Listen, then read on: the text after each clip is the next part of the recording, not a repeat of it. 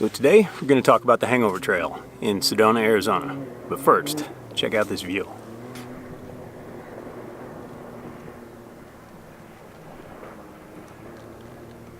It's alright, huh? So the first thing to get out of the way with the Hangover Trail, you need a Red Rock Pass, $5 at the ranger station right when you come into town. Buy that, head up to Schnebly Road. You're going to hit this roundabout. You're going to want to turn right on the roundabout, and for about a mile on Schnebly, it's paved, it's not too bad, but then it goes to four-wheel drive, high clearance vehicle only. Now this road is very heavily used. There is a ton of the pink Jeep tours they do in Sedona.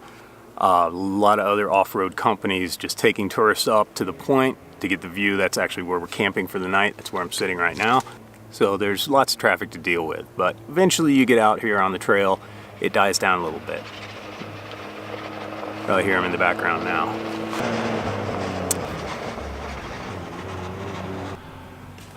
So yeah, you can probably guess this is a pretty busy area.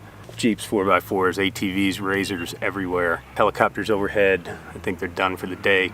But it's not solitude, places we usually do, but it's a cool hike anyway, as you'll see here shortly in the video. Alright, so I'm going to give up on a break in the traffic and we'll just get on with the trail.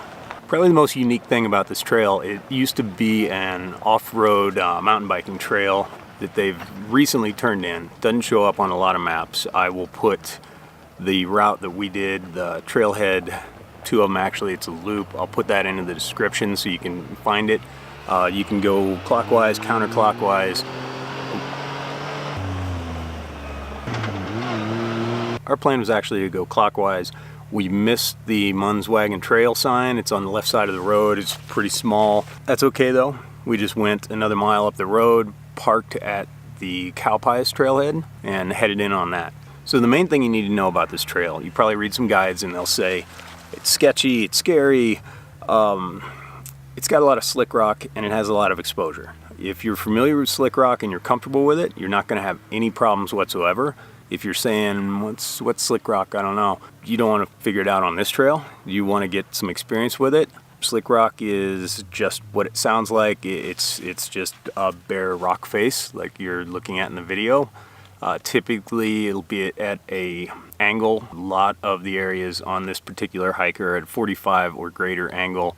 You have to know how to walk on it. You have to be comfortable with it. Probably the main trick is you're going to want to put your feet naturally perpendicular to the slope. You actually get more traction if you put them going straight down the slope that you're walking down. Try that. Well, I'm pretty comfortable on slick rock. I didn't think there were any areas that were that bad, but worst comes to worst, you can just get down, scoot down on your behind. No style points out here. Do whatever gets you through the hike. So once you get to the Cowpies trailhead, follow that. Pretty well marked, pretty easy to follow. Starts out typical desert hiking, dirt and rock trail. About a half mile in, you'll get to longer stretches of the slick rock itself. The trick here is follow the white dots. Just always follow the white dots. They're everywhere. Wouldn't normally like having trails marked in this way, but you really can't tell out on the slick rock where you're going without some type of designation. So it works great. When in doubt, look for a white dot and go that way. So you continue on this trail about 1.45 miles. You're going to see a saddle up to your right. So again, you're going to follow the white dots. A couple of switchbacks getting up this to the top of the saddle. Once you're up there, Sedona comes into view directly in front of you. You have Bear Wallow Canyon behind you. It's just incredible scenery from this vantage point. Take your pictures, take a break, take off your pack, have a snack or whatever. And then once you're ready, continue on down the other side of the saddle. It's a little bit different. This is where the slick rock really gets a little more intimidating. You're going down some steep angles. Take your time, be careful. Realize that people actually ride bikes down this, which no thank you, not for me. Now on this side of the saddle, you're on a fairly narrow trail. You have trees to your right, you have rocks to your left. Come to find out, this is actually why they call it the Hangover Trail. The rocks overhang onto the trail. I totally didn't think that was the reason they named it this. So we're preparing for the Hangover Trail, and I think this is what they mean. Absolutely. Cheers. But anyway, the trees on your right give you this false sense of security, and it's psychological. I mean, you stay on the trail, but if you really look, there's nothing it's straight down. It's pretty exposed on your right side. So just continue on, take your time, be careful, and just enjoy the scenery, because the entire hike just gives incredible views. Now you follow this 2.6 miles at the trailhead, and then you're back on the slick rock with another decline. Again, same deal as coming down this side of the saddle. It's pretty short, so if it makes you nervous, you'll be out of it quickly. And then you're back into the trees, back on the solid ground, views back into Bear Wallow Canyon, and you have Schnebly Road on your right, and all the pink Jeeps just flying by. Just continue on.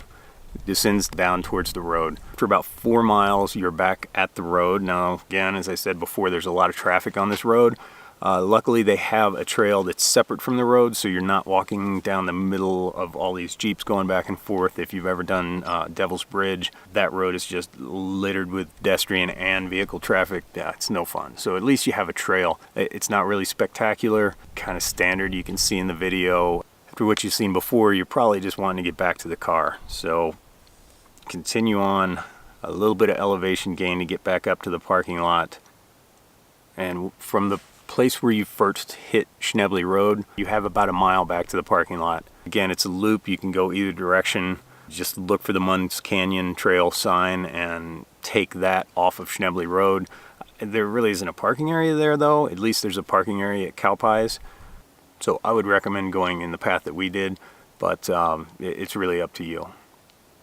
So take that last mile on the Munds Canyon Trail back to your car, and you'll be greeted by 600 of your closest friends and a couple dozen pink Jeeps, and either head back down to Sedona or keep going up Schnebly Road and camp out like we're doing. Overall, it was exactly 5 miles for the entire loop.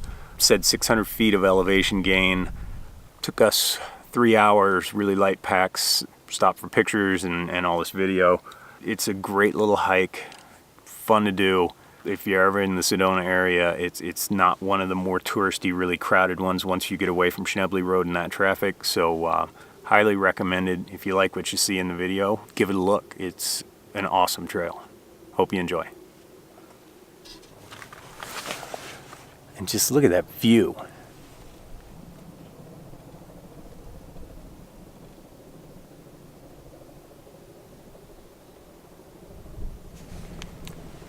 Awesome.